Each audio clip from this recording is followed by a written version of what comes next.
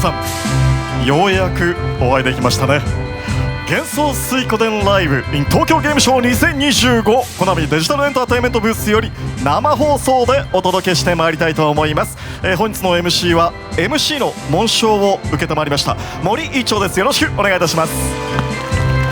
さあ、そしてそして同じく進行を務めます月城ひかです。皆さんよろしくお願いいたします。よろしくお願いします。さらに幻想水湖伝シリーズの IP プロデュース務めます内藤です。よろしくお願いします。よろしくお願いいたします。そうで、初めて見る方もねいらっしゃるかと思いますので、幻想水湖伝ライブ改めてご紹介させてください。幻想水湖伝ライブは今年3月の幻想水湖伝 1&2 HD リマスターの発売を皮切りに、幻想水湖伝 IP の復活を目指して最新情報をお届けしている YouTube 番組です。シリーズね最新作となります幻想水湖伝スターリープ、アニメ、舞台、そして30周年記念展などなど、今後展開されるこの情報が盛りだくさんでございます。今回で、4回目を迎えますが、定期的に配信していますので、少しでも気になった方はぜひチェックしてみてください。それでは幻想水湖伝ライブスタートです。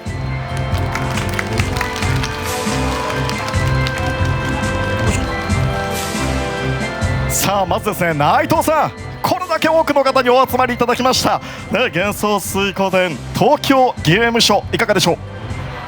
本当にまず来場いただいた皆さん、そして配信見ていただいている皆さん、ありがとうございます。こんなに多くの方来ていただけるとも思ってませんでした。ちょっとしおりが切れたっていう話もありましたが、 T シャツ等々は存分にとは言わないですけど頑張って用意してますので、ぜひもらって帰っていただければと思っています。そして去年このステージ、まさか2回目ステージ出るとは思わなかったんですけど、立たせていただいて緊張してますが、本当に幻想水湖伝のプロジェクトチーム一同感謝してますので、よろしくお願いします。よろしくお願いいたします。お願いします。さあ、昨年のですね、TGS のステージにおきまして 1&2 HD リマスターをファーストステップにしたいとお話をしていただきましたが、このステップアップについてはいかがでしょう。初めて聞かれる方もいるかもしれない、ちょっとだけちゃんと説明したいと思うんですけれども、幻想水湖伝30年近く前に生まれた作品で、やっぱファーストステップで1と2っていうやっぱ名作と言われているものをしっかりとまずはプレイできる環境を整えようと。でこれでなんていうんですかね、すごく皆さんやっていただいたこともあって、セカンドステップを発表させていただいただけです。ここ大事なんですけど、皆さんからすでにたくさんいろんな要望をいただいてるんですけど、セカンドステップで発表させていただいたのは、幻想水湖伝 IP 自体をとにかく広げようと思っているので、アニメ化とか、あとは手軽に触ってもらおうと思ってモバイルゲームとか、舞台とか30周年記念展とかもやるんですけれども、まずはこの幻想水湖伝 IP に気軽に触れてもらえる環境をたくさん用意しようと思っているのがセカンドステップです。なのでまだ何も12月ぐらいから舞台が始まったりとか30周年記念展あるんですけど、アニメもスターリーグもまだこれからですので、まずはこちらを応援していただければと思っております。よろしくお願いします。もう本当ね、盛り上がりに関してはすごいね、 SNS のコメントもありまして、また本当にねお手紙なんかももらってありがたい限りですよね。活気づいてます。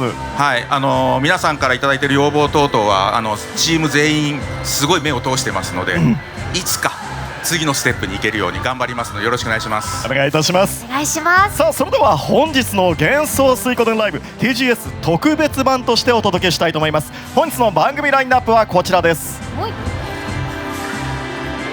ということで、モバイルにアニメに舞台、そして30周年記念展と、今まで以上のですね盛りだくさんの情報でお届けしたいと思います。そして今日の初めての幻想水湖伝のテーマは幻想水湖伝2における地理です。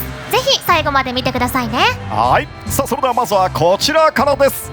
幻想水湖伝スターリープ、出演者の皆様どうぞこちらへお越しください。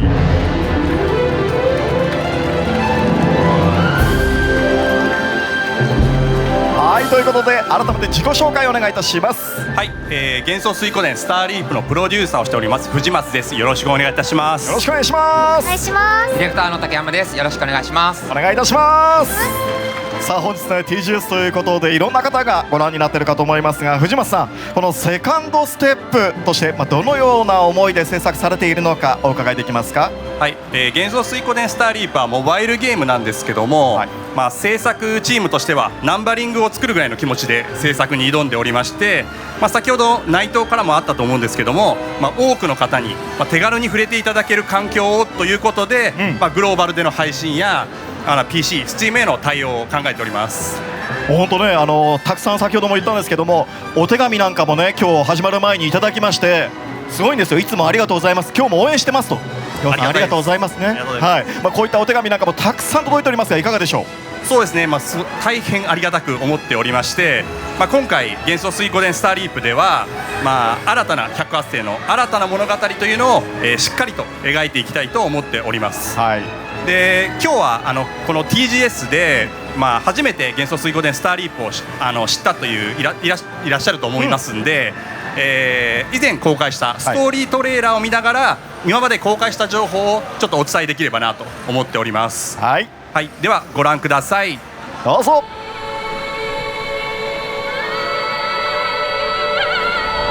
幻想水湖伝幻想水湖伝スターリープは今までの幻想水湖伝と同じ世界歴史の中で展開いたします。そして時代は幻想水湖伝1から遡ること4年、つまり幻想水湖伝5と1の間、太陽暦453年です。はい、その453年に、主人公たちの里がですね、謎の組織に焼かれてしまいまして、そしてその主人公たちが、里の復興を、目指して旅をするところから物語が始まります。はい、その過程でですね、過去作のキャラであるオデッサやフリック、ビクトール、ハンフリーなど、後の解放軍となるキャラたちの物語とも交差するということもね、お伝えできたかと思います。はい、そうですね。ただ幻想水湖伝スターリープはいろいろな時代を描ける仕組みにしてますので、はい、太陽暦453年近辺に活躍するキャラクターだけが登場するというわけではございませんので、楽しみにしていただければなと思うんですけども、はい、あくまでもメインは、本作の主人公と新たな108世の物語となっております。キャラクターの入手手段もお伝えしていましたね。静止に残るメインストーリーでは太陽暦のさまざまな時代を描いていき、新しい108世が無料で仲間にできる、はい、そしてガチャやイベントでは今作過去作問わずさまざまなキャラクターが登場。静止とは設立してさまざまなキャラクターでパーティーを組むことが楽しめるということですね。はい、そうですね。で今までが、これまでお伝えしてきた幻想水湖伝スターリープの、概要となります。はい、さあそれではですね、登場する主要キャラクターも改めてご紹介してまいりましょう。はい、まずは本作の主人公です。はい、こちらです。皆さんが名前を付けてプレイするキャラクターになります。大野智弘さんに演じていただいてます。はい、そして続いて主人公の屋敷の使用人翡翠です。本来は明るく優しい性格ですが、とある理由で感情を制御しているキャラになります。私月城ひかが演じております。続きまして主人公の父親で里長でもあるホウです。強く頼りがいのある大人のキャラクターで大塚明夫さんに演じていただいております。はい、続きまして主人公の幼なじみシーリーンです。曲がったことが嫌いな一直線タイプでとってもいい子、ファイルズ愛さんに演じていただいています。そして最後に主人公の武術の師匠兼執事のシャプールです。佐藤作法の右腕でもあります佐藤拓也さんに演じていただいてます。はい、竹山さん、これがすべて里の中での住人たちということですよね。そうですね、里の仲間たちですね。はい、でこの里を中心に、外の世界に飛び出していくと、藤間さん。そうですね、でその中で、月城さん演じる翡翠が結構この物語のキーになりますんで、注目いただければなと思います。はい、これもう本当早く皆さんに遊んでいただきたいでしょう。そうですね、もう早くみんなの物語を皆さんに見てほしいという気持ちでいっぱいです。プレッシャーですよ。頑張ります。はい、さあここまでが振り返りとなるんですが、ここからが新情報ですよね、藤間さん。はい、ここから新情報をお届けできればと思います。はい、で幻想水湖伝といえば、本拠地ですよね。本拠地はもうね切っても切れないものですよね。はいで本作では、主人公の住む先ほどの里ですね、里が本拠地になるんですけども、この本拠地に、どんな施設とか機能があるのかというのをトレーラーで、まとめてきましたので、見ていただきたいなと思っております。はい、それでは自分のね、好きなキャラクターもあんなキャラこんなキャラもいるかもしれないということで、どうぞご覧ください。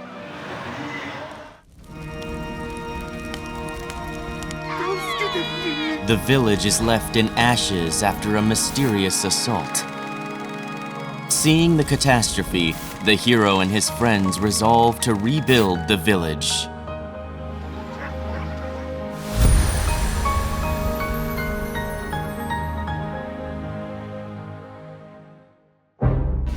Many allies will be needed to rebuild the village.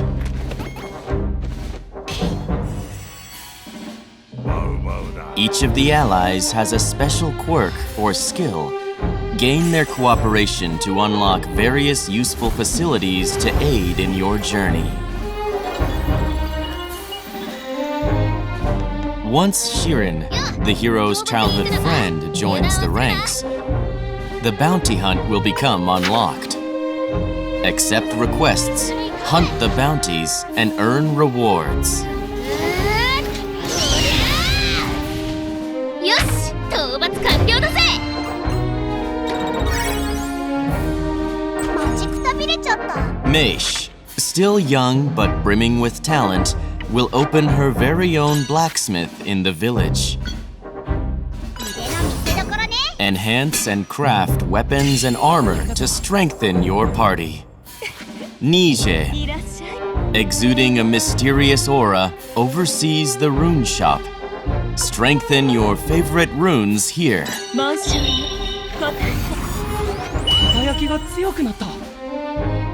いらっしゃいませ。 Many other characters with unique roles will make an appearance. Recruit them, unlock their facilities, and rebuild the village. ご案内。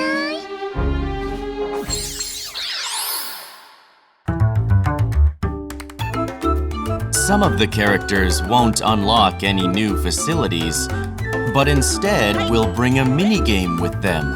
Try them out to obtain resources to enhance weapons or ingredients for cooking. Fishing. Vegetable harvest. Mining. And many other minigames are in store. The resources you collect are sure to be of help during your journey.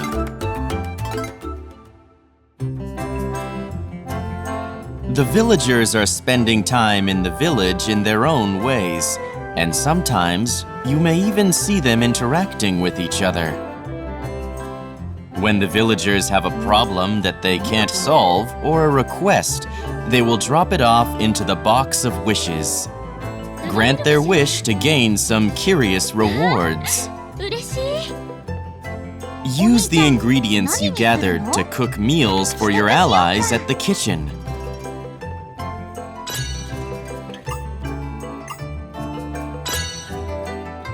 お口に合うといいな。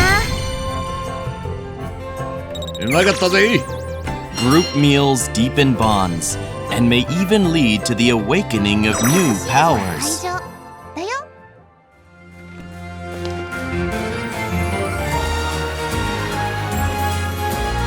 麗しき用心棒ランディンテ剣山。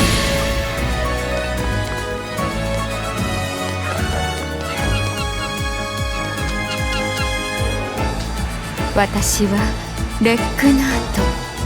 僕はレックナート様の一番弟子ルックさ。よっしゃー、気合入ったぜ。はい、頑張りましょう。幻想水湖伝スターリープ。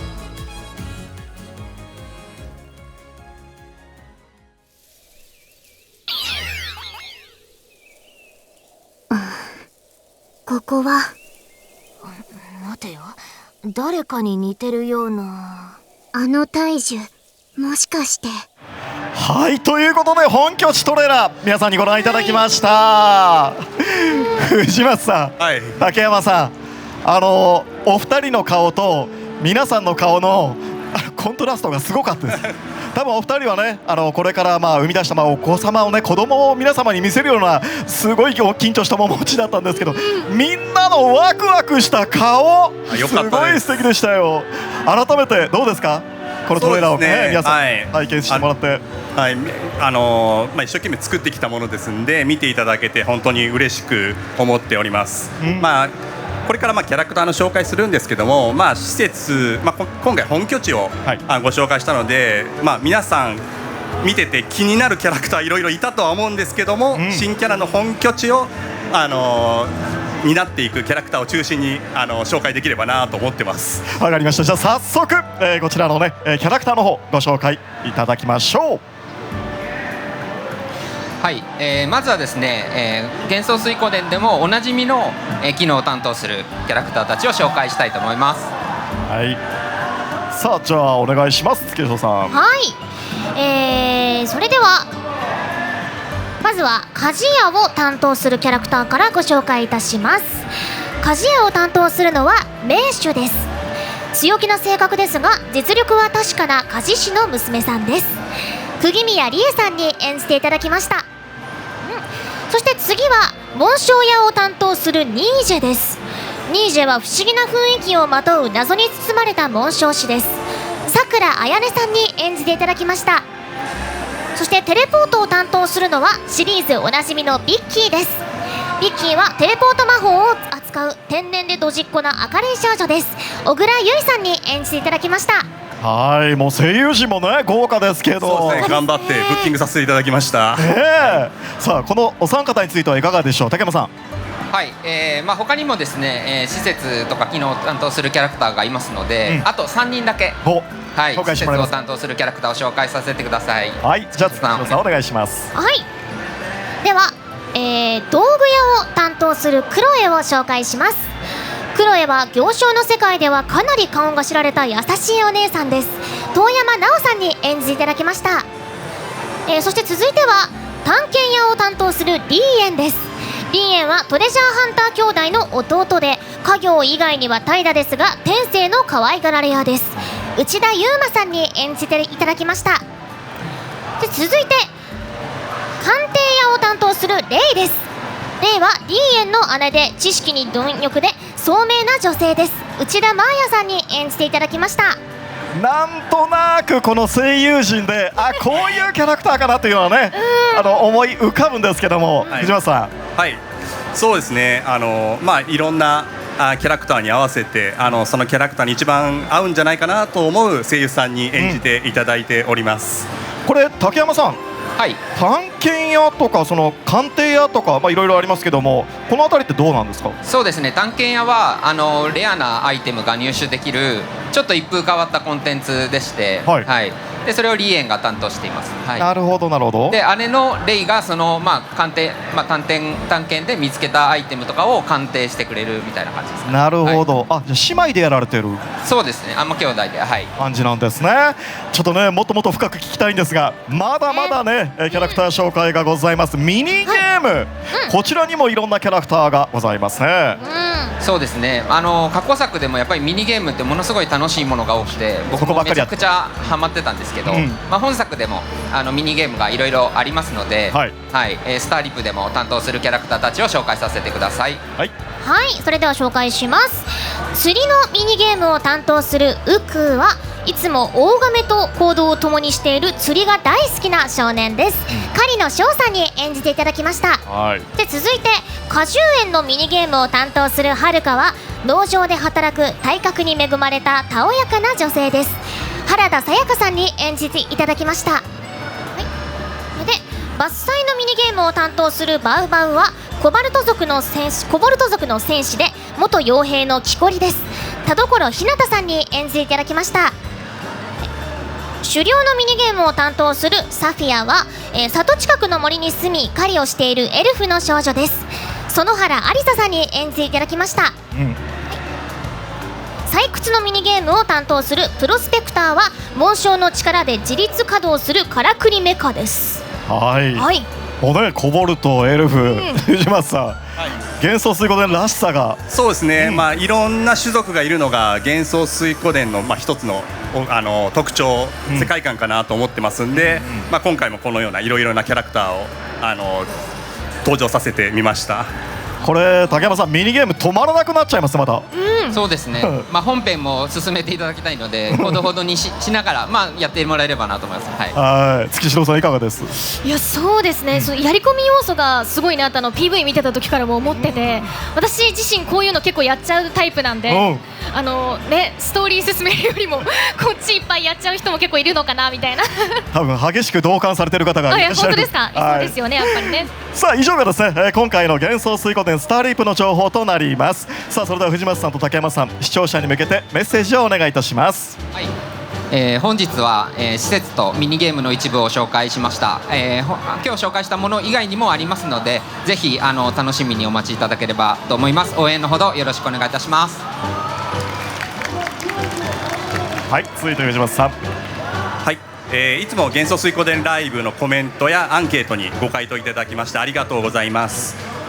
配信日に関してはまだちょっとお伝えすることはできないんですけども、皆さんに楽しいゲームを、提供できるように鋭意制作中ですので、引き続き、応援の方よろしくお願いいたします。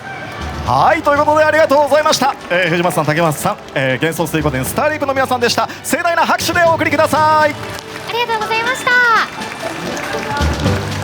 内藤さん、制作どんどん進んでるみたいですね。本当に配信日まだお伝えできなくて申し訳ないんですが、本当びっくりするぐらいのスタッフが働いてまして、すぐにいつか本当にもうテストバージョンとかすぐとかじゃないんですか？はい、僕自身は触ってます。スマホでもこれはでもね、もうすごい楽しいんですけど、まだまだなんか詰め込みたい部分とか皆さんにやっていただいたことがあるので、鋭意制作中です。お待ちください。よろしくお願いします。妥協を許さないところをね、皆さん待ってくださいますよね。ありがとうございますさあ、それではお次はこちらです。アニメ幻想水湖伝です。出演者の皆さん、こちらにお越しください。盛大な拍手をお迎えください。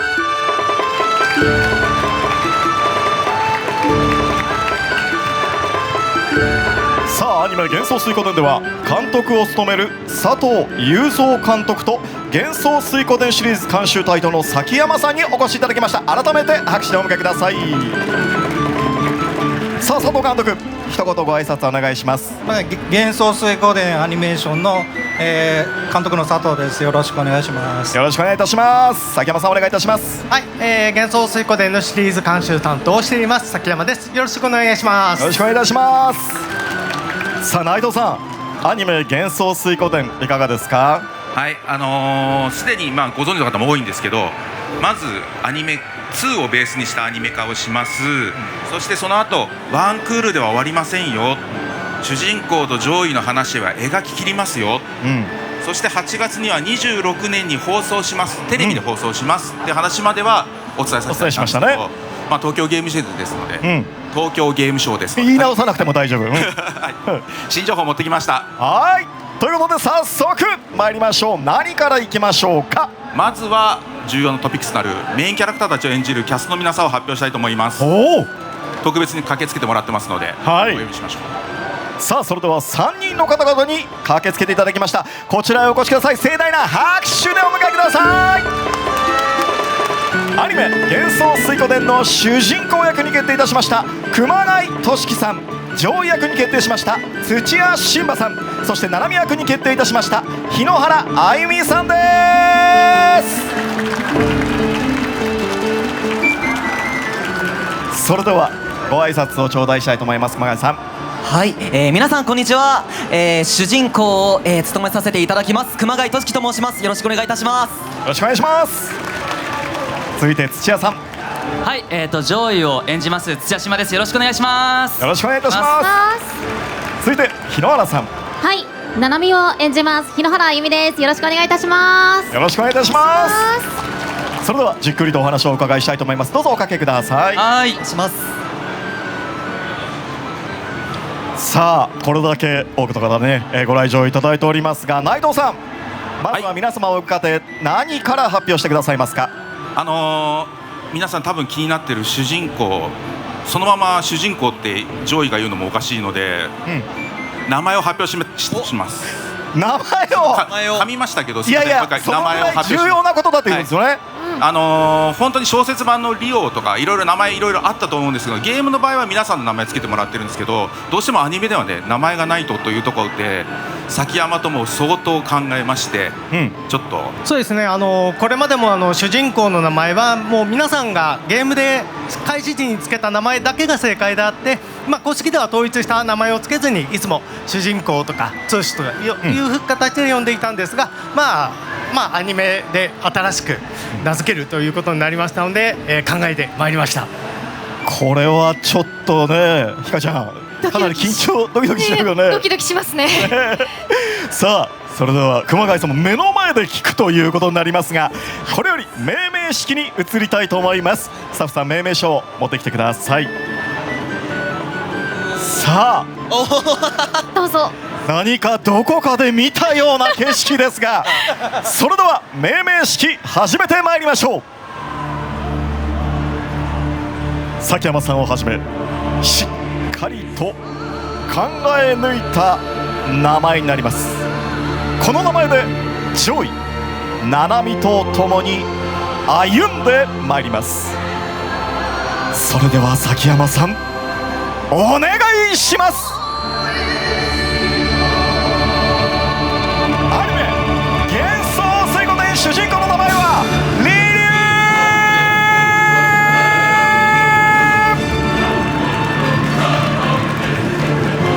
ウ。さあ、ということで、ひかちゃん、リリュウだって。リリュウ、いい名前ですね。いい名前だね。もう一回綴りが見たい。RILIU。そうですね。リリュウですね。ねえ、これ崎山さん、なぜリリュウにされたんですか？そうですね、まずはこの七海上位幻覚と並んで、馴染む名前であること、そして幻想水滸伝独特のその東洋と西洋が馴染んで存在する世界観にふさわしい響きのある言葉ということで意識して、考えました。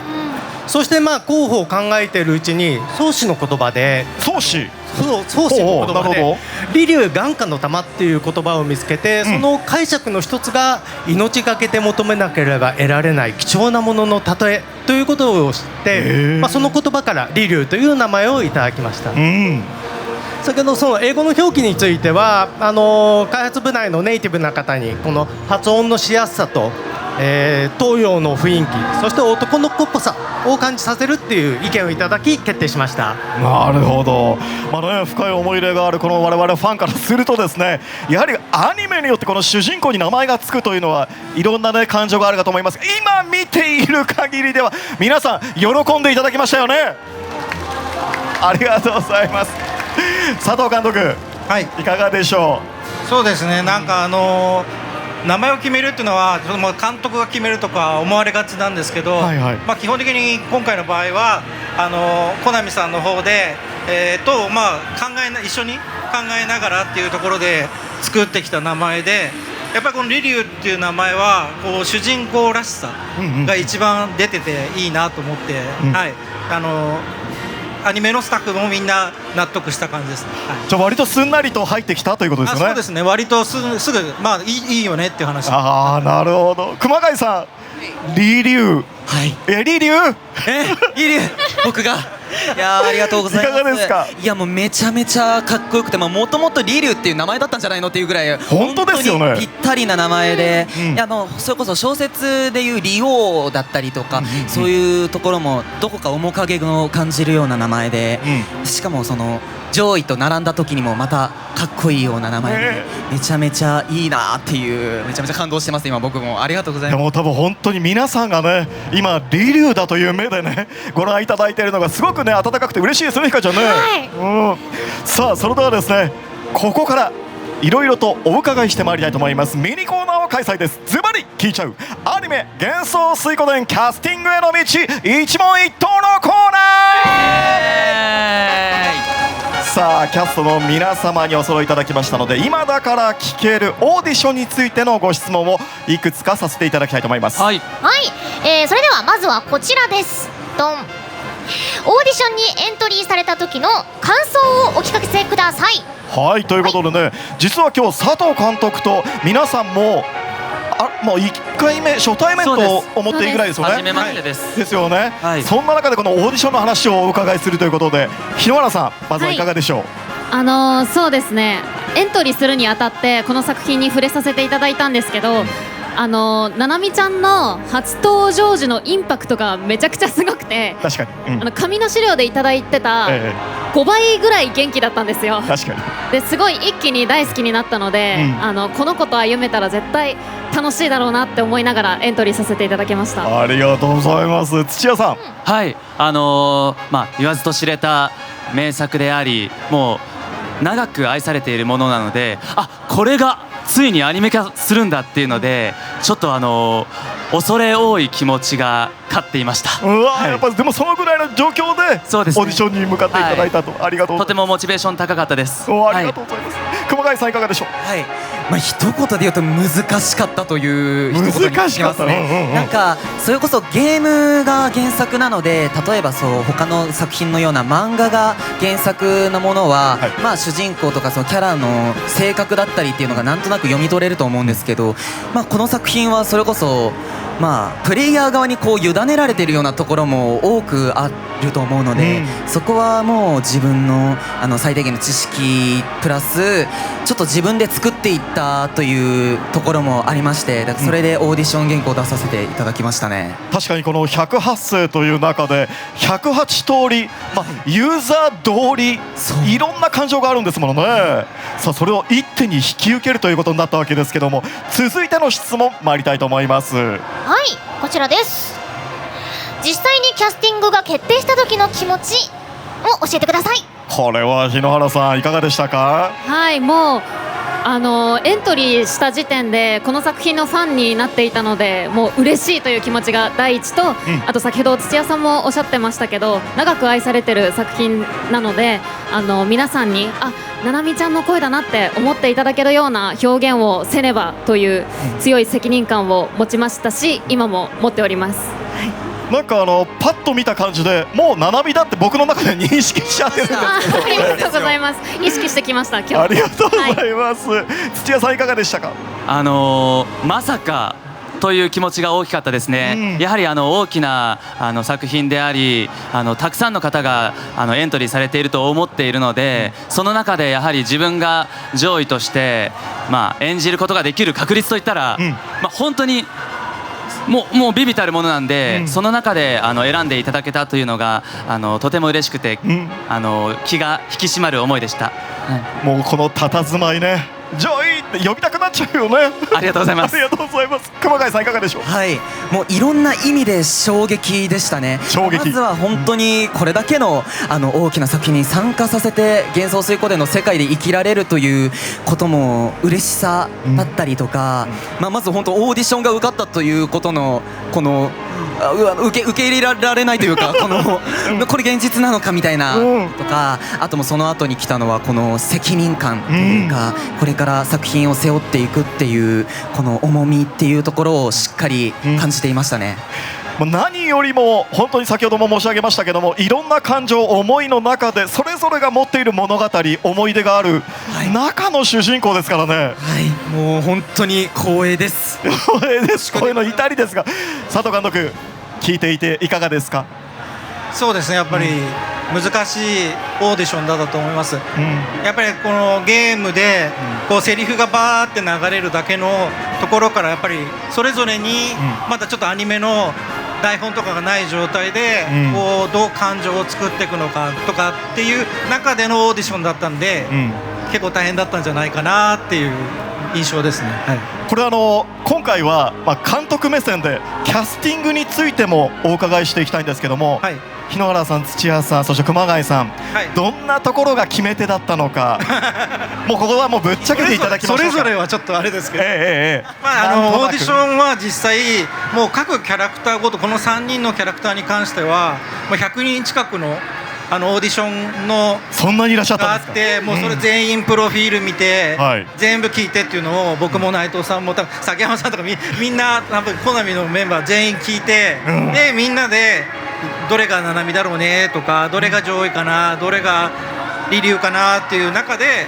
まあほぼなんかちょっと満場一致じゃないですけど、に近い形で、もうなんか誰も上げてないみたいなことはなく、簡単に決まったみたいな感じなので、なるべくしてなった。そうですね。だから多分作っていたシナリオ、セリフっていうのを知ってる人間からすると、この人たちの演じ方とか、声とかが一番合ってるのかなっていうところは結構共通意識でした。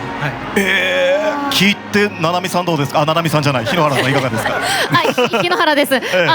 すごい大変こんなキャスティングのなんかなんていうんですか理由とか、そういうのをあんまり聞く機会ってあまりあるものではないと思うので、すごく嬉しいです。ありがとうございます。上位はじゃあ土屋さんいかがですか。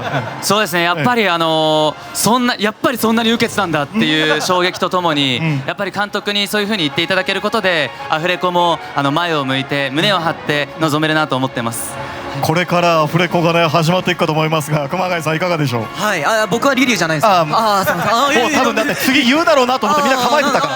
私なんですね。じゃあ一応皆さんで呼んでもらいます。せーの。ありがとうございます。いかがでしょう。いや本当にこの上なくやっぱ役者をやっていて嬉しい言葉だなと本当に今感極まっております。ありがとうございます。これからね本当にアニメに向かって邁進していただくということなんですけれども、さらにですね今回実はこのメインキャラクターたちのキャラデザインも、見せていただけるということになっておりますね。さあそして監督、このキャラクターデザインどんなところを意識したのか。見せる前に語るんですよ。いやこれから見せていただきますけれども、はいちょっとね教えていただきたいと思います。さあそれではまずキャラクターデザインの方こちらですかね、見ていただきましょう。すごい。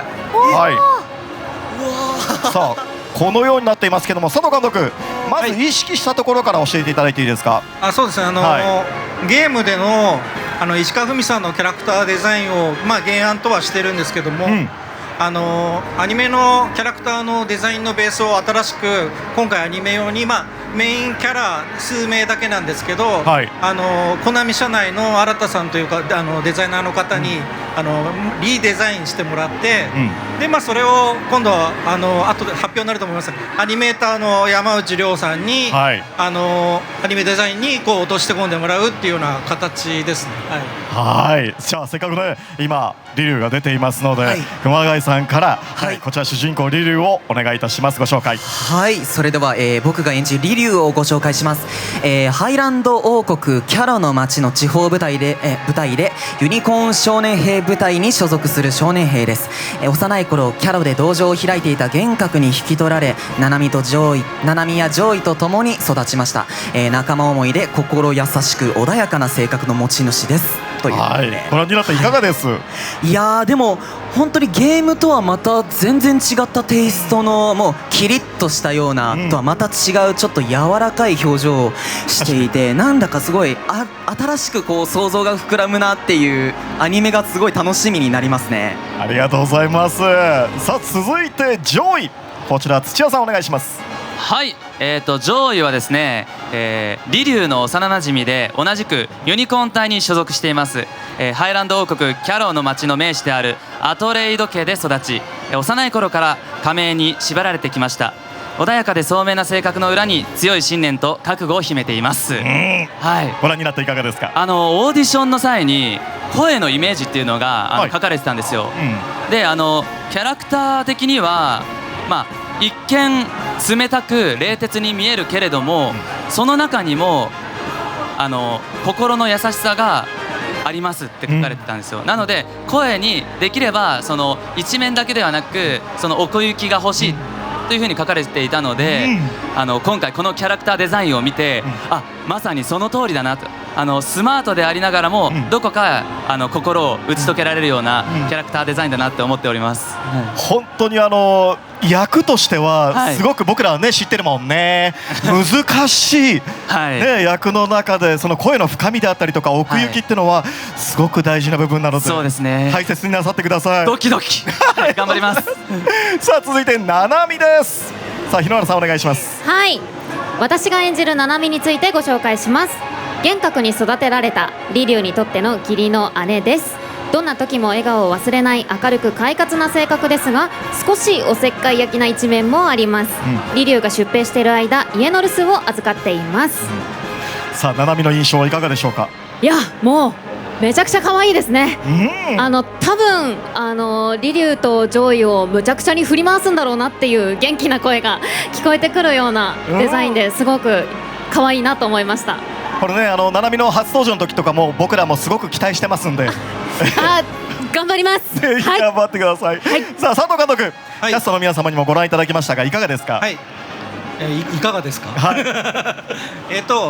一応意識したのは、ゲームのデザインはとてもキャラクター良くて、皆さんの心の中にすごい刻み込まれてるんだなっていうところがあるので、大変難しかったんですけど、やっぱりなんかその新しく2026年に見るアニメで見るリリュウだったりジョイだったりナナミっていうのをどうするかっていうところで、内藤さんの方からも、挑戦していいということだったので、もうどこまで変えられるかみたいなところを変えつつ、パッと見た時にリリュウだよね、ジョイだよね、ナナミだよねって分かるような新しいデザインを目指した感じですね。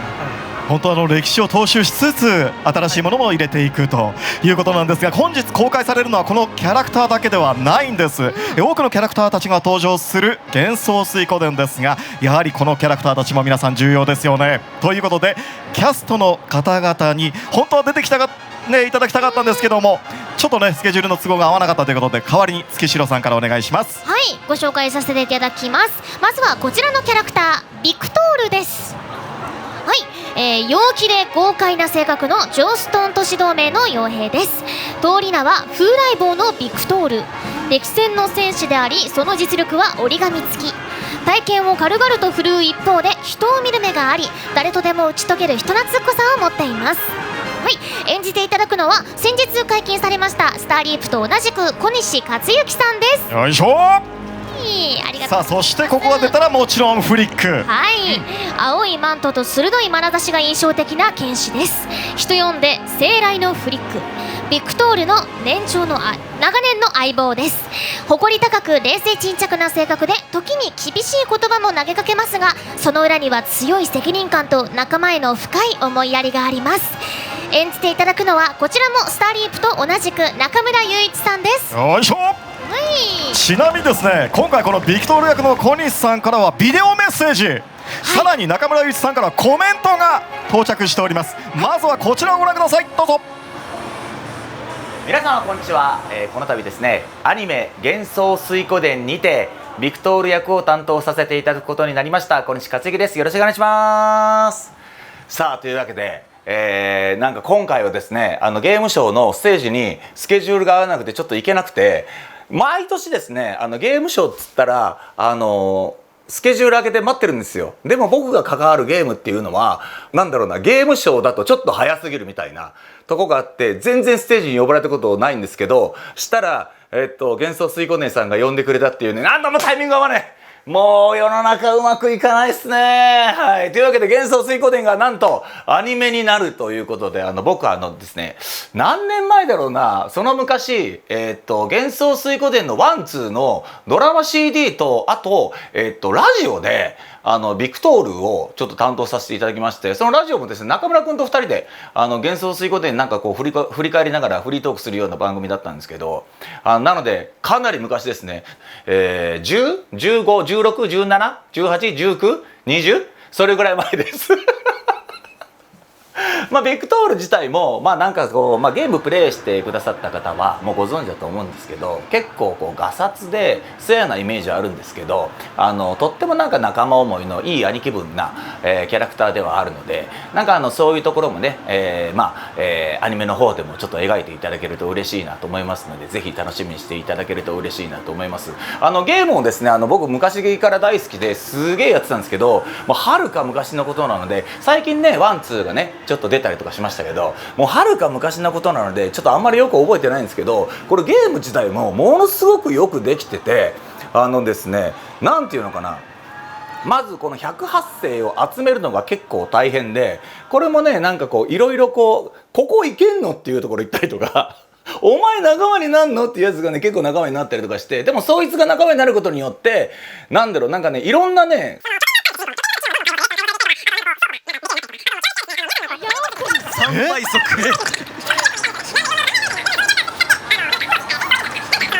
確かに1分メッセージお願いしたんですけどね。まだ喋ってらっしゃる。すごい。どんだけ倍速で？そうやってみんなで協力して何かをするっていうのがあって、なんかそのゲーム自体もものすごくよくできてて、まだ未プレイの方いらっしゃったらワンツーぜひプレイしてください。さあというわけでですね、アニメは2026年の、放送を予定しておりますので、皆さんぜひ、楽しみにしててください。ビクトールとそしてフリック、この2人のですね活躍をぜひともですね、やっぱり私はフリック言っとかないとダメですからね、この2人の活躍をぜひ、見ていただけると嬉しいなと思います。というわけで以上ビクトール役の小西克幸でした。バイバイ。すごいですよね。すごいいいです。これちゃんとしたバージョンはいつか YouTube の方で拝見できればと思いますけども、希望です。さあそして中村さんからも、メッセージを頂戴しております。代読お願いします。はい、私の方で読ませていただきます。かなり昔にドラマ CD にて演じていただきましたフリックをなんと17年ぶりにまた演じさせていただきます。とはいえ前回はドラマ CD、 今回はアニメーションですから、動き始めたフリックやビクトールたちと出会うのは演者としてもゲームユーザーとしても初めてになります。果たして彼らはどんな表情を見せてくれるのか、そしてどんな物語が待っているのか、あと本当に108人本当に出るなど気になることは皆さんと同じく多いですが、今はまずこの機会を喜び放送を楽しみに待ちましょう。はい、ということで中村祐一さんからのコメントでした。本日は初公開の、キャスト情報は以上となりますが、まだね本当気になる情報がたくさんあるかと思いますが、内藤さん、これまた順次公開ということでよろしいですか？はい、今後順次公開していきたいと思ってます。まず若い3人の方たちがいて、周りにちゃんとした中村さんとかみたいなプロの人たちが固めていくようなキャスティングも含めてお話しできればと。あと先ほどのメッセージは、フルバージョン、YouTube に上げてくれるそうです。本当ですか？よかった。じゃあ熱い思いの部分が聞けなかったから、あそこはぜひ聞きたいなと、思いました。さあそしてここでですね、アニメのメイン制作のスタッフ、発表させていただきます。こちらです。さあ佐藤監督、こちらちょっと紹介していただいていいですか？はい。これどうすればいいですか？とにかくもうね、まず原作、そして監督、シリーズ構成が土屋さん。はい、土屋さんです。はい。でキャラデザインは先ほどねおっしゃっていました、石川さん、鈴木新さんと山内さん。で音響監督に岩波さんで、音楽に中村さんですね。はい。こちら劇伴さん制作の方に中村浩二さんと、そうです。いうことですよね。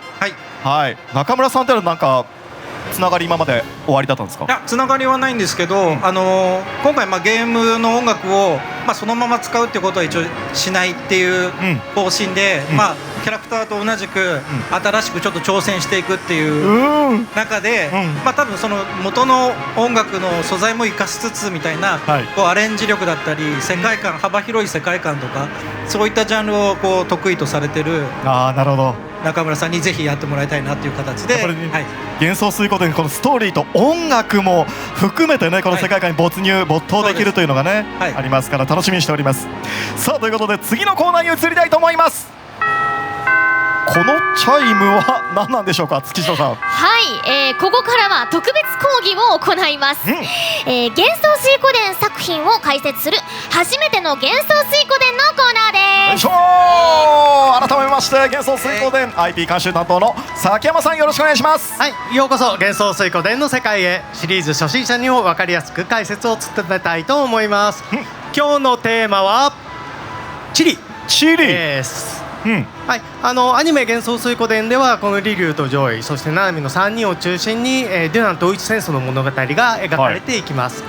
そのアニメの予備知識として今日は特別な生徒さんたちと一緒に幻想水湖伝の世界の地理を紹介させていただきます。はい、熊田さん、土屋さん、代表原さんもお願いいたします。お願いします。はい、ではまずはシリーズを通した幻想水湖伝の世界地図を見てみましょう。こちらです。お、よいしょ。あれこれって今まで全部出てました？長い。はい。すごい。でもまあこれは制作用のライブ資料でして、元帥5の特典予約特典 DVD で紹介した貴重なものなんですが、これ西方大陸とか出てました？なんか見え隠れしてますが、まあ地殻変動が起こることは稀によくあるので、まあない。なるほどね。いきたいと思います。はい。さあちなみに熊谷さん、はい、これ2の舞台となった地域の名前って覚えてらっしゃいますか？デュナン地方ですよね。大正解ですよね。もちろん。はい、ではこちらを見てみましょう。デュナン地方、右上の方ですね。はい、こちらになります。はい、ちなみに月城さん、スターリープで、グレッグミンスター、特別授業でお伝えしましたが、覚えていますか？はい。暁帝国の地続きの北東ですよね。そうですね。はい。このように幻想水湖伝の世界地図、各シリーズ作品もスターリープも同じ歴史を持って、展開していく物語となっています。はい。では次はこちらです。はい、デュナン地方は大きく分けて2つの勢力があります。ハイランド王国と、ジョウストン都市同盟ですね。はい。こちら、都市同盟について、説明の方を津谷さんよろしくお願いします。教科書を読ませていただきます。お願いします。ハルモニア新生国で起きた内乱を鎮めた功績が認められ、ハルモニアから獣の紋章とこの地を賜り建国された軍事国家ですね。ということで、上位たちの故郷のキャロもハイランド王国にあります。こちらですね。はい。そうですね。幼馴染の3人。キャロ、キャロは高原にある場所で避暑地としても有名な場所となっています。はい。さあそして27の真の紋章の一つ、この獣の紋章ですね。獣の紋章。はい。非常にアニメでも重要な役割を果たしてくれるこの紋章がこのアニメでも描かれていきます。はい。さあじゃあ続いてもう一つの勢力ですね。はい。ジョーストン都市同盟について見ていきましょう。こちらです。はい。では日野原さん読んでいただけますでしょうか。はい。じゃあ日野原さんお願いします。はい。5都市1騎士団からなるハイランド王国からの侵攻に対抗するための同盟です。また真ん中には後に本拠地となるノースウィンドウの町もあります。はい。ということで、この広大なデュナン湖がこの、ジョーストン都市同盟の真ん中に位置するということで、どうしてもこの各都市っていうのの行き来が、この湖を迂回したりとか船を利用しなければいけないということで、一致団結して敵に当たるっていうことが難しいっていうような地理的な特徴があります。こうやってね見るとこのハイランド王国にミューズとかねいろいろやっぱりその喧嘩してたなというのは分かるというところですよね。やっぱりマチルダとかミューズとかはもうこのハイランドと直接国境を接しているということもあって、どうしても争いが絶えないという場所になっています。はい。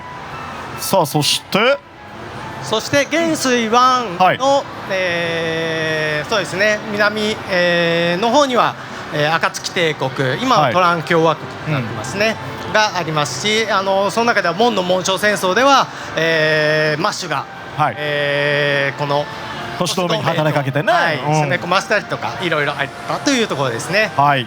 さあアニメはですね幻想水湖伝スターリープの物語の予習としてまだね元帥をプレイしたことがないという方いらっしゃいましたら幻想水湖伝 1&2 HD リマスターで体験していただきたいと思います。はい、ありがとうございます。そのような歴史もあって、デュナン地方ではこのさまざまな争いの火種がくすぶり続けていたんですがアニメのこのシーンの、数ヶ月前にある出来事が起こります。森さん、お願いします。このハイランドと都市同盟の間に休戦協定が設けられましたよね。でもう争いは終結したということで休戦から数ヶ月後に起こったある事件からアニメの物語が始まります。このようなね、地理や歴史を持つ舞台で、リリュウ上位7民にとってどんな物語が繰り広げられるのかこうご期待ということで熊谷さん、今日のまとめをお願いいたします。考えますお願いします。ちなみに皆さんついてきてますか？大丈夫ですか？メモ取ってますか？ありがとうございます。わかりました。整いました。お願いします。地理には歴史があり、そして幻想水湖伝の物語につながるといったところでしょうか。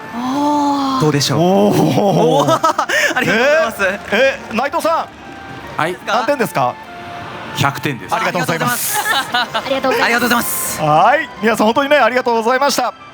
さあそして崎山先生への質問もひかちゃん募集してるんですよね。はい、そうなんです。どしどしねアンケートという名の目安箱でお寄せくださいませ。はい、また海外からの質問も大歓迎ですので皆さんぜひよろしくお願いします。お願いします。以上初めての幻想水湖伝でした。さあ内藤さん、本日はアニメ幻想水湖伝のコーナーもうこれ濃厚すぎてもう一個だけあります。すいません、長いなと皆さん思われてるかもしれません。お待ちください。そんなことないって言ってます、皆さん。はい、もう一個だけスクリーンをまずご覧ください。はい。うわー、アニメ第3弾イメージビジュアル公開。はい、前回公開したイメージビジュアル非常に好評でしたので、今回物語が始まる、今回主人公の名前決まりましたけど、この2人が始まる直前のシーンをいろんな意味も踏まえて書いてみました。分かる人には分かるかもしれません。本当にあれですよね、物語が指導するこのシーンのリルと女優を描いたとかですかね、そのぐらいは言っても大丈夫ですよね。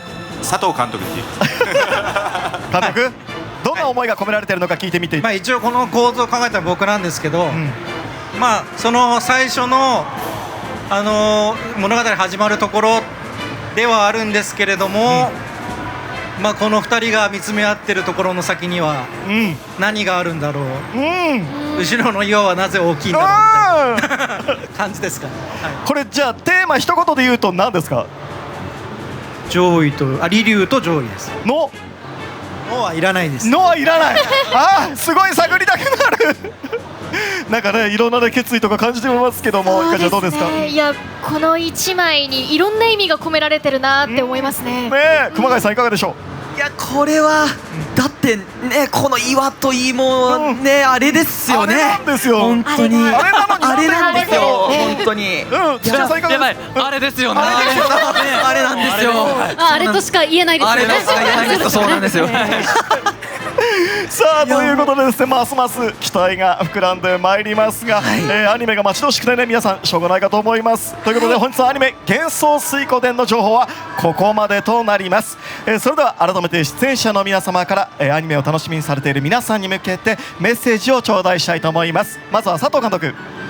出演してないですけどお願いいたします。ちょっとスタッフも発表になって、ここに出ていないスタッフもたくさん今参加されて、もう毎日一生懸命幻想水湖伝のことだけを考えながら働いて寝てって感じなんですけども、ちょっとゲームアニメが始まるまでまだ少し時間があるんで、ぜひゲームの名前をリリュウにしてプレイして待っていていただければなと思います。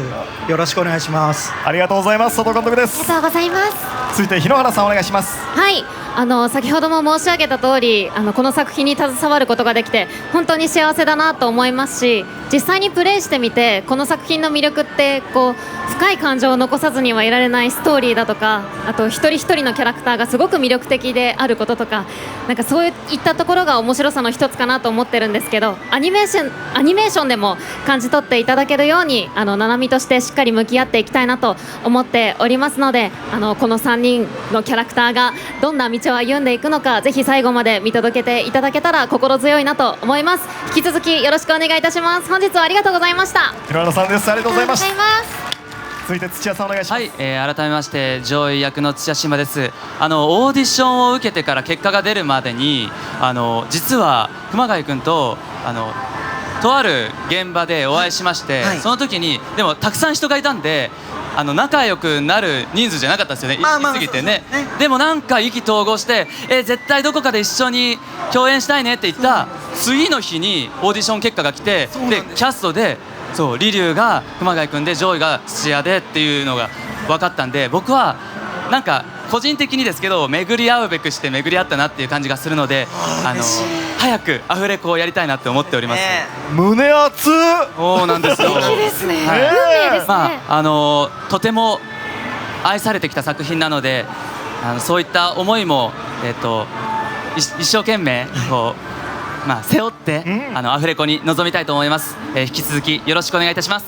ありがとうございます。皆さんでした。ありがとうございます。熊谷さんお願いします。はい、改めまして主人公そしてリリュウ役の熊谷俊樹です。本日はご来場そしてご視聴ありがとうございます。本当にこの目の前に幻想水湖伝ファンの方々がいらっしゃるとやっぱ本当にこっちもすごい感極まるというか感動しますね。本当に数多くの方々に愛されてきた作品なので本当に心から光栄に思っております。その分やっぱり責任感だったり緊張している気持ちはとても大きいんですが、その気持ちも、パワーに変えて、皆さんの元帥ファンの方々の期待に応えられるよう、精一杯努めてまいりたいと思います。よろしくお願いいたします。ありがとうございました。ありがとうございました。ありがとうございました。まだまだね話聞きたいところありますけども、幻想水湖伝ライブこれからもまだまだで続いていきますので、その際にどんどん聞けたらと思いますのでよろしくお願いいたします。よろしくお願いします。ありがとうございます。さあそれではここでお知らせです。さあそれでは、出演者の皆さん盛大な拍手でお送りください。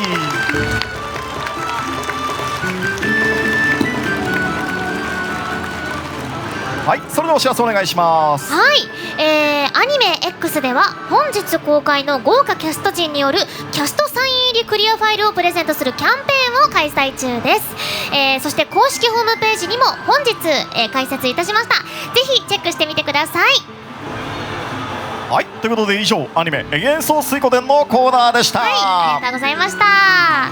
さあまだまだ情報盛りだくさんです。続いてはこちらです。舞台幻想水湖伝門の紋章戦争編です。出演者の皆さんこちらへお越しください。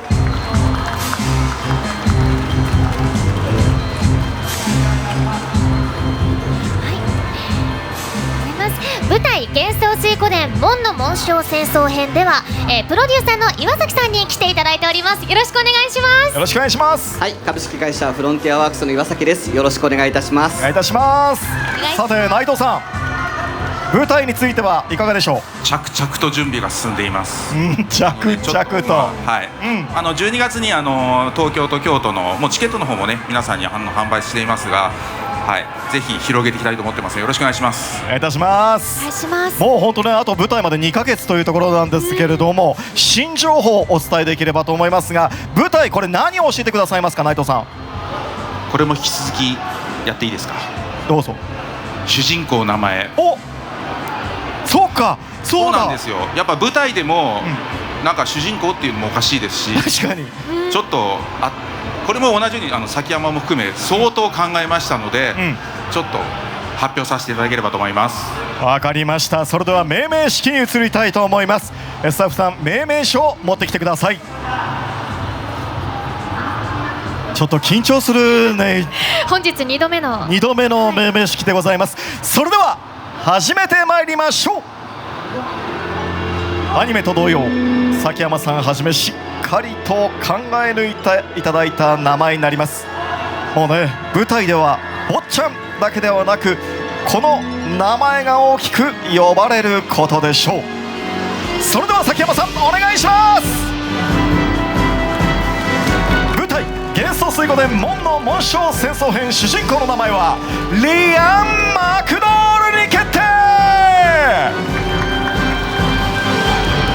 さあということで、これなぜリアンにしたのか、 REAN ね、マクドールということなんですけども、そうですね、崎山さん、はい、マクドールってちょっと洋風の重めの名前に合うものというところでリアンという名前に決めました。このリアンというのはフランス語で何かと何かをつなげるっていう意味を持ち、さらに絆という意味を持ちます。2主人公のリリュウと同様にその東洋と西洋の両方の雰囲気を持ち、親和性のある名前として名付けました。スペルはライアンとかリーンとかいうふうにも発音しそうだったので、日本語の発音に近く発声していただけるように REAN でリアンとしました。なるほど。さあそしてですね、この真ん中の席がなぜか空いている岩崎さんがなぜこの手前に座らないのかというところで、実はリアン・マクドール役の岡村直樹さんが坊ちゃんの衣装に身を包み来てくださいました。盛大な拍手をお迎えください。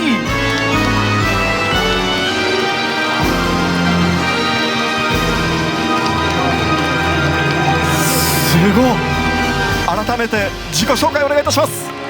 皆様こんにちは。主人公リアン・マクドール役の岡村直樹です。よろしくお願いします。よろしくお願いいたします。ちょっとじゃあマイクを私の方に預けていただきました。せっかくなのでね、ポーズを取っていただいて、実はこの瞬間のみですね、皆さん写真撮影大丈夫です。さあ、ここ特別に許可をいただいております。スクショしてですね、ハッシュタグ舞台元帥で拡散していただけると思います。さあ、この間にですね、ちょっといろいろとお話を聞きたいんですが、崎山さん、この衣装なども監修していただいていると思うんですけれども、そうですね、リアン・マクドールの姿、生地の質感だとか色味の選定から始まり、この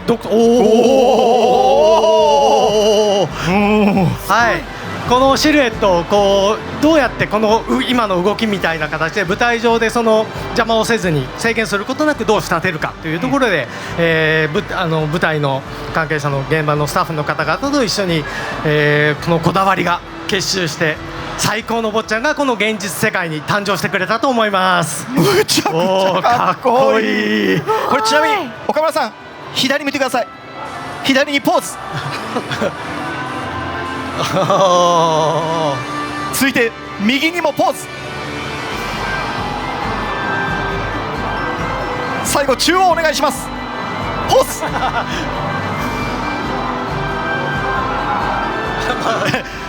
うまくいかないなっていうところもらしさがあっていいですよ。はい、ということでありがとうございます。岡村さん、どうぞおかけください。いや、なかなかこんな撮影がないですよね。いや、ないですね。もうすごいくるくるくるくる回して、もう坊ちゃんですね。坊ちゃんですよ。岡村さん、名前も決まりました。第2弾、こちらの方でどうですか、坊ちゃんとしてのお気持ち。リアン・マクドールとしては。リアン・マクドール、僕も今日まで名前知らなくて、ずっと主人公坊ちゃんの名前どうなるのかなって思ってて、もうまさか今日こんなリアンっていう素敵な意味がこもった名前をいただけるとは思ってなかったので、本当に光栄ですありがとうございます。なんかね、皆さんも写真撮っていただいて、いろいろね、先ほども申し上げましたが、ハッシュタグ、舞台元帥でどんどんね拡散していただければと思いますが、さあ岩崎さん、お次は何を教えていただけるんですか。すでに第一弾ビジュアルとしてまさに今日お名前いただいたリアンとグレビオのビジュアルあったんですけども、今日は全員集合の第2弾ビジュアル完成しましたので公開させていただきます。それではどうぞ。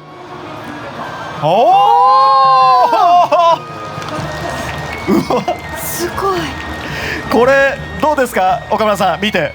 いや、もう本当にかっこいい一枚に仕上がったなって、もう本当に臨場感あふれるキャラクターたちがもう大集結して、なんかこれから待ち受ける物語であったり、幻想水湖伝の世界をなんか素敵に表現してくれてるいいビジュアルだなと思います。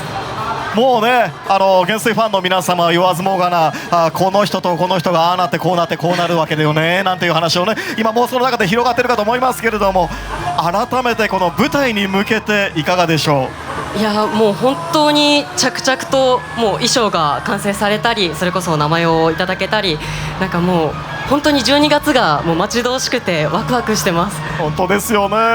となるとこのね第2弾ビジュアルが完成して、岩崎さん、チケットについても教えていただいてよろしいですか。こちらになります。すでに先行販売でご好評いただいておりますが、今日まさに TGS ということで TGS 先行チケットも発売されることが決定いたしました。抽選受付期間は本日13時半より10月1日23時59分までです。プレミアグッズチケットは1万4000円、一般チケットは1万1000円、どちらも全席指定となっております。これ放送終了後ですね。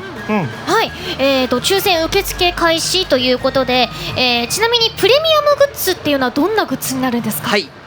オリジナルフォトフレーム&ビジュアルカードセットということなんですけれども、ちょっと今日試作品なんですけれども、実は現物をちょっとお持ちしておりまして、こちらオリジナルフォトフレームとなっておりまして、フォトフレームは公式サイトでデザインも公開しておりますので、ぜひ見ていただければと思います。でビジュアルカードはまたコナミさんから頂戴したおなじみのデザインであったり、舞台の方はまさにここだけでしか手に入らないオリジナルデザインになっておりますので、ぜひこちらでお求めいただければと思っております。岡村さん、もしかしたらね、今撮っていただいた写真がそちらのフォトフレームに入るかもしれませんけどいや、ちょっとお恥ずかしながら、嬉しい、それだと嬉しいなと思います。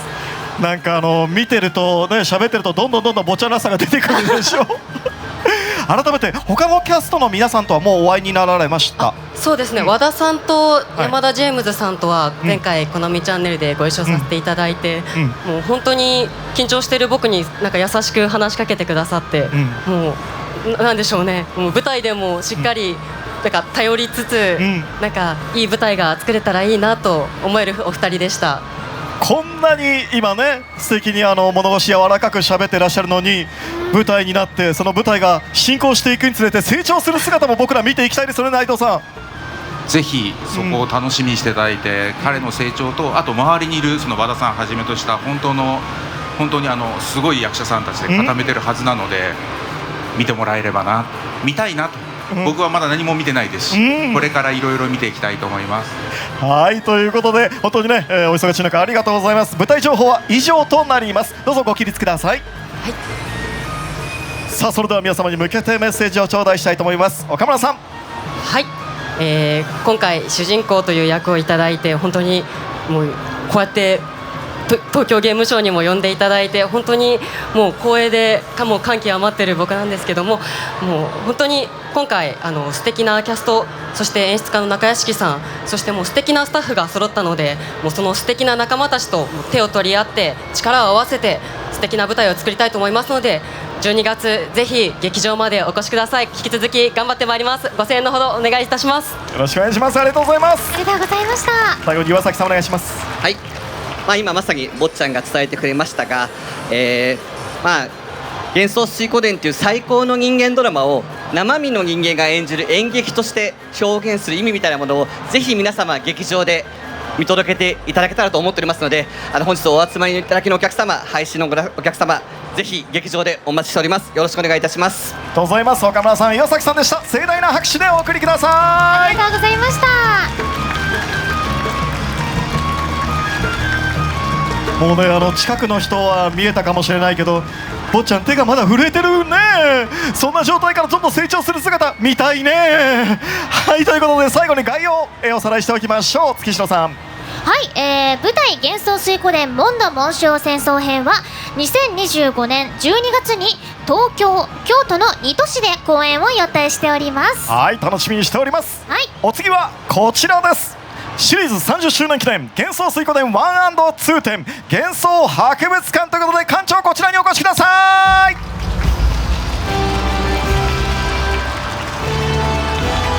改めまして渡辺さんです。一言頂戴していいですか？はい、幻想博物館の、館長の渡辺美里と申します。はい、よろしくお願いいたします。よろしくお願いいたします。どうぞご着席ください。さあ渡辺さん、先日ね発表させていただきましたけども、ご反響とかいかがですか？はい、コンさんの展覧会のコンセプトですね、幻想水湖伝の世界の中にある架空の博物館、はい、もう皆様から本当に前向きなご期待をしていただく声、いただいておりまして、もう本当に嬉しく身が引き締まる思いでございます。はい、館長として、はい、本博物館の、開館までですね全力で、展示品の収集務めますので、はい、よろしくお願いいたします。さあもう皆さんね、展示会の方ね、チケットも予約されている方も、皆さんありがとうございます。もういっぱいいらっしゃいますけども、この反響の中ではコメントのロゴについてもコメントがたくさんあったようですけども、いかがでしょう？はい、そうなんです。本館ですね、英雄たちが実際に着用していた武器や衣装、小物などを収蔵した博物館っていう風な、コンセプトになってまして、そちらを表現した、ロゴになっております。はい。はい、各リーダーさんのですね武器それぞれワン、ツーの形に実は配置していたりですとか、あとは敵国の将校である、ルカ・ブライトさんの、剣だけはですね反対向きの方向を向いて、はい、配置しているというような、はい、こだわりもございます。毛が細かいですね。でもね、さあ秋山さん、そうですね、キャラクターイラストではこう奥行き感パースがついてるんで、それを真上から見た時にどう見えるかっていうのをこの原作の資料を確認しながらその見えない部分のとか細かいデザインっていうのを制作していきました。それぞれのこの武器のサイズ差にもこだわってもうミリ単位での調整をいろいろとお願いしました。このロゴの中でもミリ単位なんですか？そうです。そうでした。細かい。内藤さん、減衰点いかがですか？はい、本当にこの作品自体を生み出した原作者の皆様も踏まえて、ファンの皆様も踏まえて、感謝の気持ちを込めて作ってますので、中の展示物かなり充実してますし、ちょっとだけブースに飾ってますけど、30周年記念のグッズ類もたくさん用意してますので、ぜひなんと国家資格の学芸員の資格もお持ちの渡辺館長が学芸員、はい、もう本当に幻想博物館の学芸員としてこのために撮ったなという感じ。そのために撮った？かいちゃん普通に撮れるもんじゃないんだよ。そうですよね。このために本当にでもそういう人がプロデューサーとしてもうやってるので、ぜひね、ここはね渡辺さんが喋った方がいいので、渡辺さんにいろいろ聞いていただきましょう。はい。さあ前回ですね、こちらの展示内容の解放軍のリーダーと、あと新同盟軍のリーダーの頭飾り、こちらがブースでも飾っているということなんですが、今日は別の展示内容についても教えていただけるということですよね。はい、たくさんのですねご期待の声寄せていただきました。はい、展示費の内容の、等身大のキャラクターの立像につきまして、はい、本日1体だけなんですけれども、はい、発表させていただきます。等身大？はい、本館ですね、幻想水湖殿の世界の歴史を学ぶことができるというところの博物館でもございますので、はい、長い戦いの道のりを学ぶ上で欠かせないこの方、ルカ様。ルカブライトさんの等身大の立像展示させていただきます。ルカ様めちゃくちゃ大きいんじゃないですか？いやもう本当に大きくてですね、はい、もう1分の1のサイズで、はい、再現させていただきますので、もう剣を構えた姿ですとも本当に展示できるギリギリになりそうです。これ一緒にじゃあ写真撮れるですよね。T シャツを着ていただければ、いろんな格好で皆さんが撮りたいシーンが、シーンを表情の方にもね、注目していただいて、なるほど。これひかちゃん、すごそうですね。それも撮りに行きたいですね。撮りに行きたいですよね、まずはね。シーンを再現したいですよね。自分で。さあ、そしてですね、さらに今日この幻想博物館の初出しグッズについても発表していただければと思うんですが。はい、では月城さん、情報の方お願いしてもよろしいでしょうか。はい、それではまずはトラン共和国メーカー坊ちゃん団子うつぼやコラボレーションです。トラン共和国で愛されている解放軍リーダー様のカラーリングのお団子です。はい、当館ですね、交易も頑張っておりましてトラン共和国様から仕入れさせていただいたということで、はい、こちらのお団子も、はい、発売させていただきます。はい、すごそうですね。これね、お土産にもぜひ皆さん持って帰っていただきたいですね。はい。ということでお次はこちら、英雄たちを身近に感じられる商品ということで複数の書き下ろしイラストによるグッズです。はい、英雄たちを、はい、もっと身近に感じていただけるようにということで、もう本館のお土産用のイラストとして書き下ろしをいたしました。このイラストをですね使用したグッズ、複数予定しております。お楽しみにということで、はい、このイラストでいろんな展開があるってことですか？はい、なるほど、用意しております。はい、いいですね。はい、ということでお次はこちら。何これ？もう一つの書き下ろしイラストで、ブラインドおまけ風シール全15種ということですね。はい、ワン、ツーの主人公さん、リーダーさんと、ルカさんは、キラのシールになっております。絶対キラだと思った。はい、ということでお次はこちら、アクリルスタンドです。英雄たちの勇姿をいつでも手元に置くことのできるアクリルスタンドは解放軍リーダーさん、新同盟軍リーダーさんは各2種類ずつ、その他メンバーについては後日お知らせいたします。その他メンバーもある？はい、たくさん予定しておりますので、すいません、もうちょっとだけ発表までお待ちください。わかりました。楽しみです。そしてお次はぬいぐるみですが、なんと制作途中のものがあるということで、は今回持ってきてもらいました。悪い悪い。なんかついてる。ちょっとここに来るまでにバトルしたんでしょうねきっと。風船がちょっとフリックさんについてしまったようで。ついてしまったなんてわけがあるか。ごめんなさい、針を持ってなくてこのままでお届けさせていただきます。はい。はい。すごい可愛い。ちょっと僭越ながらここに置かせていただきます。すみません。僭越ですね。ありがとうございます。はい、素敵ですね。はい。ということで次はこちら。物語を彩る美麗なイラストを描いた川野純子さんと石川文さんお二人の作品を復刻いたしました。祝星が輝く悠久なる星空を表現した特別仕様のバインダーに、4つの真の紋章のピンズも収録した豪華な限定版のスペシャルセレクションボックスです。ピンズがついてる欲しい。欲しいですね。そしてさらには、複製原画も予定しております。美麗なイラストを高精細に出力し高度なカラーマネジメント技術により原画の色彩やニュアンスを忠実に再現いたしました。30年の歴史を紡いできた幻想水滸伝の世界をご自宅で鑑賞いただけるコレクションアイテムです。素敵ですね。そして、復刻版カードストーリーズ複製原画は幻想水滸伝ブースで制作中の商品サンプルを展示していますのでぜひ見に来てください。はい、今回なんとぬいぐるみの、すみません、ちょっとパネルですが、この後、ブースに展示させていただきますので、はい、そちらもよろしければぜひご覧ください。これ内藤さん、複製原画とかってかなり大きいんでしょう？いや、本当の原画のサイズから取ってるので大きくする、わざわざこんな大きく伸ばすというよりは、ちゃんと飾れるもので、ただこれちゃんと飾れるやつを、ただすごい、今名前言っていいかちょっと分かんないんですけど、すごい大手のすごいしっかりとしたところに、全てちゃんと作りなってもらって、はんですか？はんエンサスですか？はい、ありがとうございますということでね、一覧でこれが出ていますけれども、本当に盛りだくさんで、これが一部ですか、渡辺さん？すみません、本日ちょっとすべての商品、ご紹介できずにすみません、本当に申し訳ございません。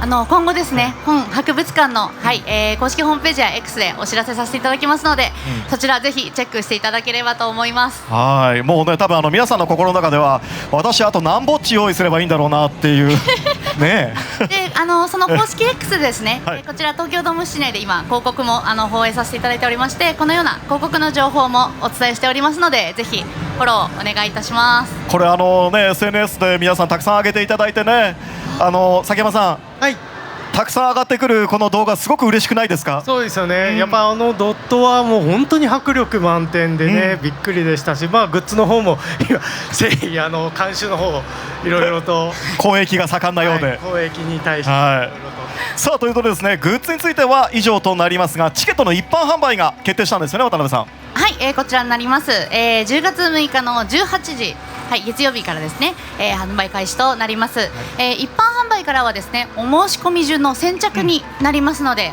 ぜひお早めにお買い求めいただければと思います。はい、まだねチケットも気になるんですが、これちょっと気になったんですけど、なんかコラボ企画がもう決まったとかなんとか。はい、こちらになります。はい、会場の、ギャラリーアーモの、もう本当に向かいに徒歩1分ですねホテル、東京ドームホテルとのコラボルームが決定いたしました。はい、こちらもすいません、ちょっとありがとうございます、予約情報等ですね、すいません、こちらももう少しだけお待ちいただければと思いますので、詳細は後日、幻想博物館の、公式ホームページ X にてお知らせいたします。もう少々お待ちください。ありましたということで、シリーズ30周年記念幻想水滸伝 1&2 展幻想博物館の情報は以上となります。それではご起立ください。館長の渡辺さんから視聴者の皆さんに向けてメッセージをお願いいたします。はい、博物館のオープンまでですね、全力で英雄たちの、収蔵品の収集務めてまいりますので、今後も本館の公式ホームページ X ぜひ、ご確認ください。追加情報を発信させていただきます。グッズもまだまだたくさんありますので、ぜひご覧ください。本日もありがとうございました。はい、ということで渡辺さん、そして崎山さんもここでありがとうございました。盛大な拍手でお送りください。ありがとうございました。うわー、縫い欲しいな。欲しいですね。さあ最後にね、概要を振り返っておきましょう。さあじゃあ月城さんから2025年の12月6日から開催ということですよね。ははいそうなんです、前期後期で展示の入れ替えもありますので皆さんぜひご来場いただければと思います。はい本当ね、長い時間1時間半です。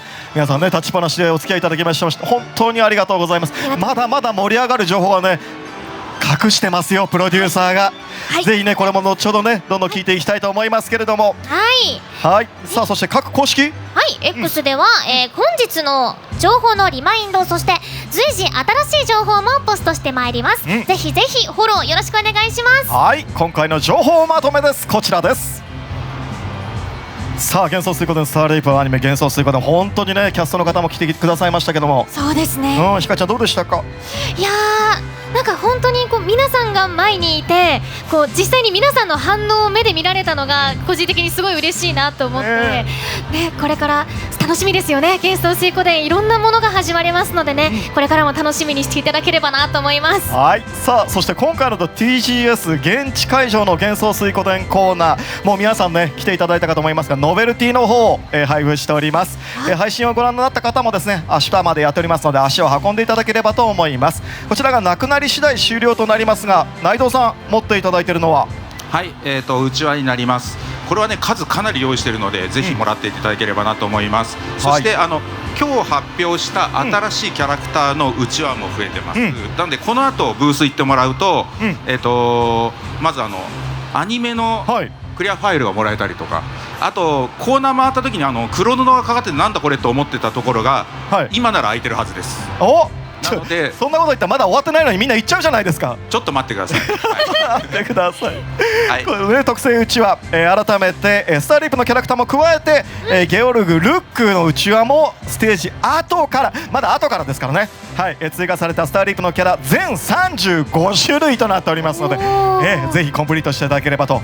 さらに、フォトスポットの写真を投稿していただきますと紋章をあしらったステッカーこちらねひかちゃんが持っておりますけども、こちらです。はいこれ何種類あるか知ってますか？一応14種類14種類そうなんです、この紋章14種類用意されていまして、そのうちの紋章、このうちのどれかの紋章なんですけど、私もちょっとよく知ってるなーみたいな紋章が言っちゃダメ言っちゃダメなやつまだ言わないんですけどね、あったりしますので、ぜひねこちらの方もゲットしてください。お願いします。他にもしおりや T シャツもご用意しております。しおりの方がねすでに今期分でもね午後からまたいけるということですね。こちら配信をご覧になった方もぜひ足を運んでください。そしてコナミデジタルエンターテインメントブースではサイレントヒル F や桃太郎電鉄2などの注目の新作をはじめ盛りだくさんのタイトルをご用意しております。この後も時間の許す限りこちらのブースでお楽しみください。それでは最後に内藤さんメッセージをお願いします。はい、今年本当に30周年迎えます。でセカンドステップの話はさっきしたんですけどもういっぱい用意しているのでぜひもうここにいる方はもうすごいファンだと思うんですけどどんどんいろんな人に広げていっていただいて次のステップ踏めればと。もちろんサードステップには考えてます。ただ全然発表するとかの前にセカンドステップをしっかり踏んでいきたいなと思っているのでぜひよろしくお願いします。なんだかねサードステップはじゃあもう新作なのかな新作なんじゃないのとなんか早く発表しなさいよなんてね皆さんも思ってるかと思います。これをねセカンドステップをまず足場を固めて皆さんに楽しんでいただいて次のステップに行くということなので、ぜひ皆さんもご期待ご協力をお願いいたします。以上で幻想水湖でのライブ@TGS 終了となります。配信をご覧の皆様そして1時間半本当にね、ご起立いただいてご覧いただいた全ての皆様本当にありがとうございました。ありがとうございました。